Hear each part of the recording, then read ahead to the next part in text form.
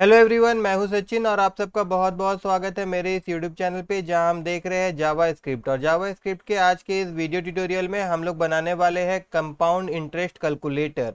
तो compound interest calculator बनाने के लिए मैंने देखिए पहले से यहाँ पे एक HTML का पेज बना के रखा है और एक हमने JS का फाइल बना के रखा है। और JS का फाइल जो है उसका कोड हम लोगों ने HTML में ऑलरेडी कर रखा है। अब यहाँ पे मैं क्या करने वाला हूँ, मैं एक टेबल बनाऊंगा। टेबल के अंदर में एक रो चाहिए तो उसके लिए मैं TR लिखूंगा। TR के अंदर में मुझको TD चाहिए, टेबल डाटा। और टेबल डाटा में पहले मैं यहाँ पे लिखने वाला हूँ इंटर प्रिंसिपल प्रिंसिपल।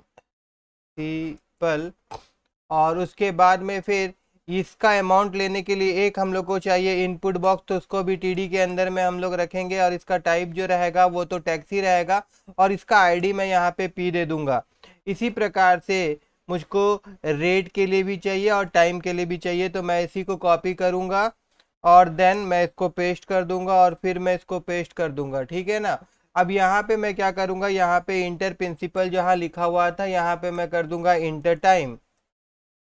और यहाँ पे ID जो होगा इसका, इसको मैं दे दूंगा T। नेक्स्ट इंटर प्रिंसिपल यहाँ पे जो लिखा हुआ है यहाँ पे मैं लिख दूंगा इंटर रेट। और यहाँ पे मैं क्या करूँगा, यहाँ इसका जो ID है वो मैं कर दूंगा R। और उसके बाद में हम लोगों को एक बटन चाहिए जिसको हम लोग क्लिक करेंगे तो वो हम लोग का फंक्शन को कॉल करेगा। ठीक है। तो यहाँ पे हम लोग फिर से एक TR ले लेते हैं और इसके अंदर में फिर से एक TD ले लेता हूँ और TD के अंदर में फिर मैं एक बटन बनाता हूँ और बटन में मैं लिख देता हूँ इंटर। और उसके बाद में यहाँ पे हम लोग ऑन क्लिक इवेंट करवाएंगे। ऑन क्लिक इवेंट के थ्रू एक फंक्शन को हम लोग कॉल करेंगे। फंक्शन का नाम मैं देने वाला हूँ CI। ठीक है।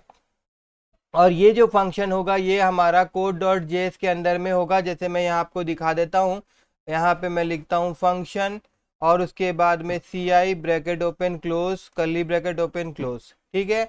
अब उसके बाद यहाँ पे मैं आपको सिंपल अलर्ट करके दिखा रहा हूँ, अलर्ट।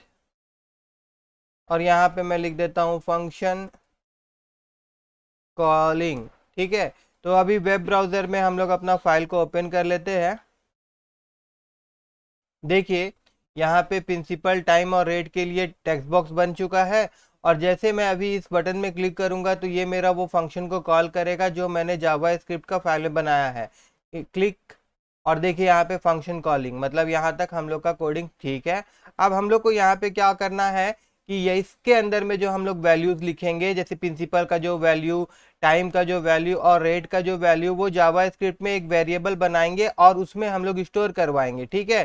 तो उसके लिए क्या करना होगा हम लोगों को, यहाँ पे सिंपल मैं क्या करूंगा, मैं एक वेरिएबल बनाऊंगा P नाम से और इक्वल टू, और फिर यहाँ पे मैं लिखूंगा document dot gate element by ID। और उसके बाद में यहाँ पे हम लोगों का जो जो टेक्स्ट बॉक्स में हम लोग ID दिए हैं ना, जैसे देखिए टाइम के लिए T और उसके लिए रेट के लिए R और प्रिंसिपल के लिए हम लोग P दिए हैं। तो इस प्रकार से हम लोग वहाँ पे भी गेट बाय ID में ID देना होता है हम लोगों को। तो यहाँ पे प्रिंसिपल अमाउंट उठाना है तो उसका ID मैंने P दिया था, तो यहाँ पे मैं P लिख दूंगा और उसके बाद डॉट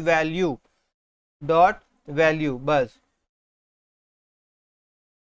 अब इसी को मैं यहाँ से कर लूंगा कॉपी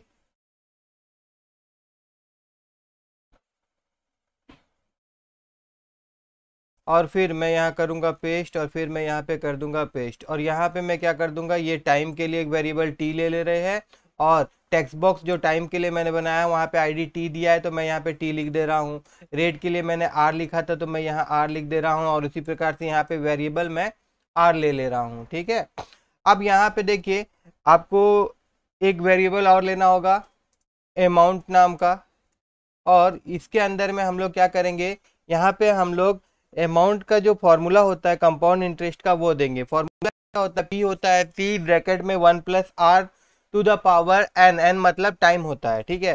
तो यहाँ पे हम लोग कैसे लिखेंगे उसको, P लिखेंगे फिर ब्रैकेट देंगे, फिर यहाँ पे हम लोग मैथ डॉट पावर फंक्शन का यूज करेंगे, मैथ डॉट पावर और फिर ब्रैकेट ओपन क्लोज।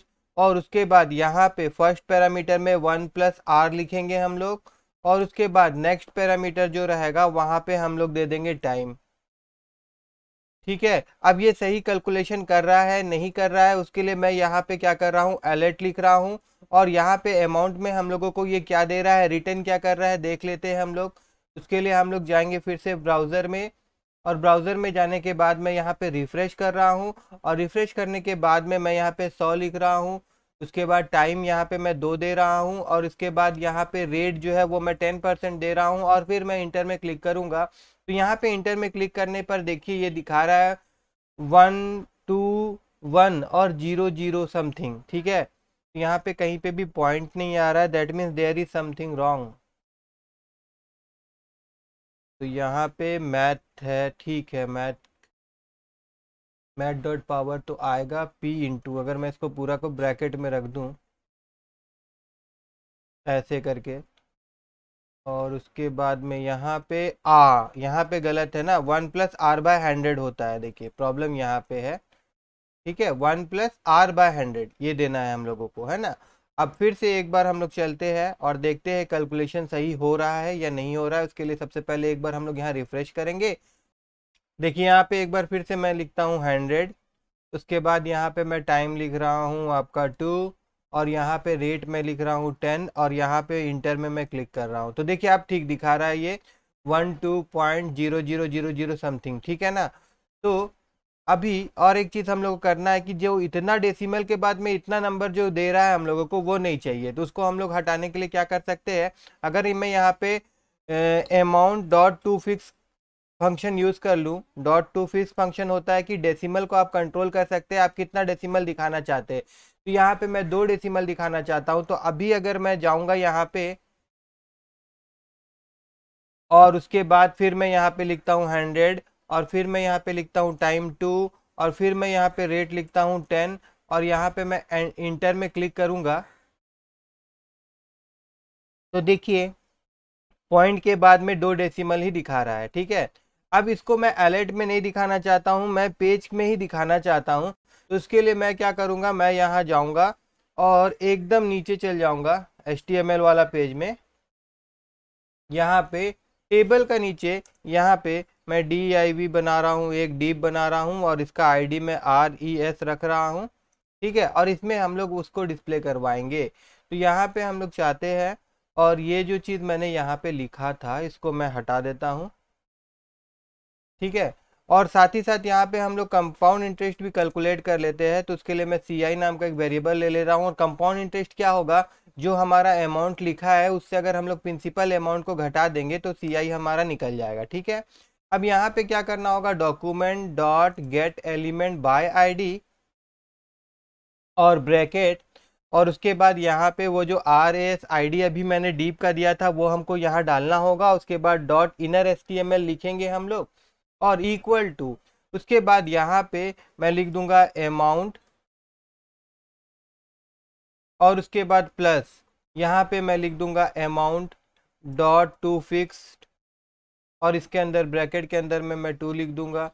उसके बाद मैं फिर से यहाँ पे एक प्लस साइन दूंगा, और फिर इन्वर्टेड कॉमा, और उसके बाद मैं यहाँ पे लिखूंगा COMPOUND कंपाउंड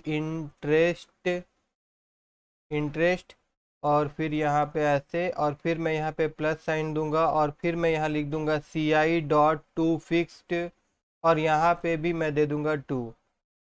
ठीक है, और एक काम करेंगे हम लोग, यहाँ पे ये नीचे आए इसीलिए मैं यहाँ पे BR टैग का यूज़ कर लूँगा। और एक बार फिर से हम लोग चलते हैं, एक बार मैं इसको रिफ़्रेश कर रहा हूँ, और फिर से मैं यहाँ पे लिखता हूँ 100, और टाइम मैं यहाँ पे दे रहा हूँ 2 साल, और फिर इंटर रेट में दे रहा हूँ 10%, और उसके बाद इंटर में मैं क्लिक कर रहा हूँ। तो देखिए यहाँ पे दिखा रहा है अमाउंट 121 डॉट समथिंग और कंपाउंड इंटरेस्ट 21। ठीक है, अगर आप लोगों को मेरा ये वीडियो पसंद आया हो तो मेरे इस वीडियो को लाइक करिएगा, और मेरे चैनल को सब्सक्राइब करना मत भूलिएगा।